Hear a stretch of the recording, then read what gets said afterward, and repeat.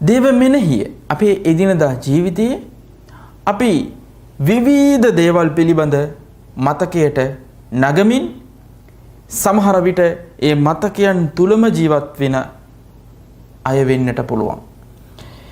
සුදු අල් කුර්ආනයේ අල්ලාහ් සූරතුල් බක්රාහි 152 වෙනි වාක්‍යයෙහි පවසන විට ෆද්කුරූනි අස්කුරුකුම් මාව මෙනෙහියට නගන්න මතකයට නගන්න මම ඔබව මතකයට නගන්නම්. කොයිතරම් අලංකාර මඟ පෙන්වීමක්ද.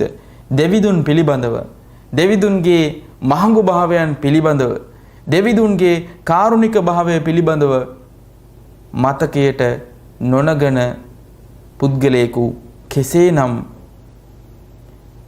දෙවිදුන්ට ඊ타මත්ම ආදරය කරන පුද්ගලයෙක් වෙන්නට පුළුවන්ද? එනිසා දේව මෙනෙහිය අපිව උසස් කරයි.